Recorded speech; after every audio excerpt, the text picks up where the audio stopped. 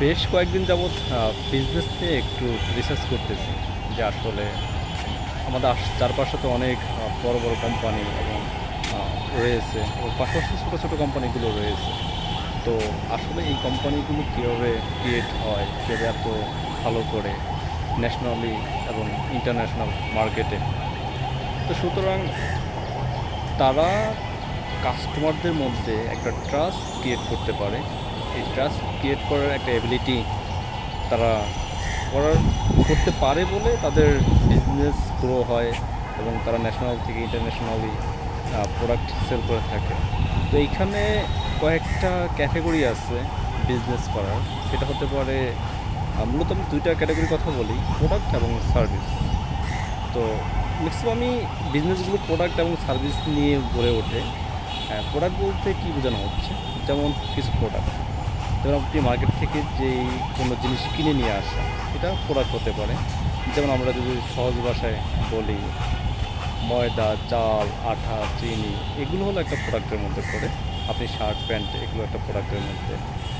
আর service হলো যে আপনি যখন ডক্টর দেখাতে যান যে কোনো ডায়াগনস্টিক সেন্টার, তারা মূলত সার্ভিস দিয়ে থাকে। আপনি শিক্ষা প্রতিষ্ঠানে শিক্ষার জন্য যান, তারা মূলত সার্ভিস দিয়ে থাকে। এগুলো হলো সার্ভিসের মধ্যে পড়ে। তো আপনাকে যে কোনো একটা জিনিস সিলেক্ট করতে হবে, সেটা প্রোডাক্ট না হয় সার্ভিস। যখন আপনি একটা প্রোডাক্ট সিলেক্ট করবেন, সেই প্রোডাক্টটা যদি মার্কেট ডিমান্ড ক্রিয়েট করতে পারেন, কাস্টমারকে যদি আপনি কনভিন্স করতে পারেন আপনার প্রোডাক্ট দ্বারা, তাহলে কী হবে, আপনার সেলসটা ডে বাই ডে ইনক্রিজ হবে। সেলস ইনক্রিজ হওয়া মানে কি?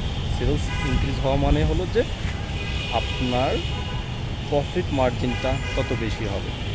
সাপোজ আপনি একটা প্রোডাক্ট নিয়ে কাজ করতে চাচ্ছেন, তো এক্স ওয়াই জেড একটা, সাপোজ এক্স নামে একটা প্রোডাক্ট নিয়ে আপনি কাজ করবেন।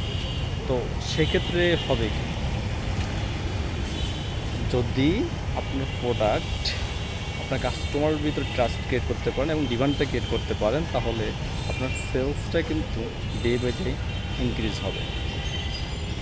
যদি আপনার এখানে আরেকটা বিষয় হলো যে মার্কেটিং স্ট্র্যাটেজি।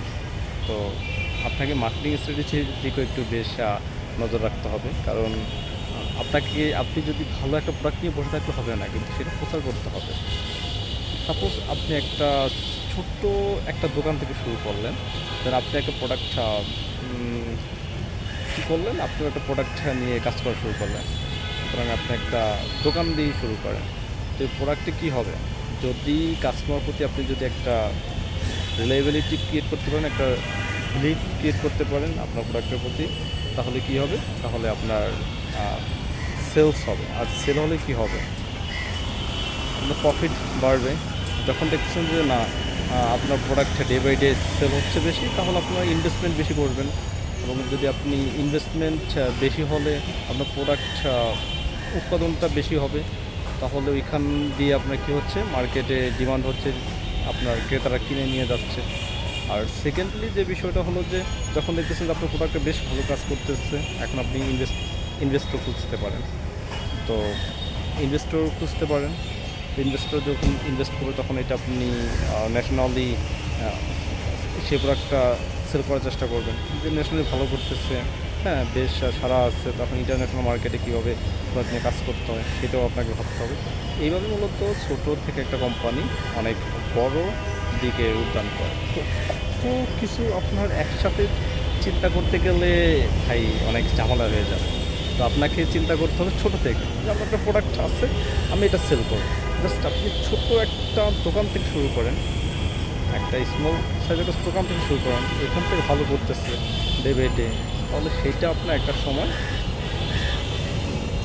সময় কী হবে, একটা সময় আপনার যেটা বলছি, একদম স্মল থেকে শুরু করে একটা কোম্পানিতে যোগদান হবে, সেখান থেকে ন্যাশনালি সার্ভিস দেবে, তারপর সেখান থেকে ইন্টারন্যাশনালি।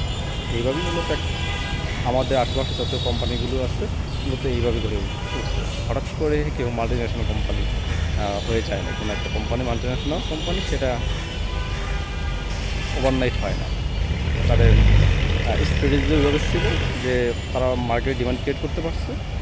তো তাদের প্রোডাক্ট সেল হচ্ছে, প্রফিট হয়েছে, এবং তারা মনে করছে না আবার তাদের ইনভেস্টর প্রয়োজন, তারা আরও মানে সার্ভিসটা বা প্রোডাক্টটা লার্জ স্কেলে সেল করতে চাচ্ছে, তখন গিয়ে তারা ইনভেস্ট করতেছে, ইনভেস্টর ইনভেস্ট করছে। তারা এভাবে যখন প্রফিট হয়েছে সেটা ইনভেস্টরদের মাঝে এভাবে ডিস্ট্রিবিউশন করছে। তো সুতরাং এভাবেই একটা মূলত লার্জ স্কেল কোম্পানি ক্রিয়েট হয়ে থাকে, মাল্টিনেশনাল বা ন্যাশনাল কোম্পানি ক্রিয়েট হয়ে থাকে।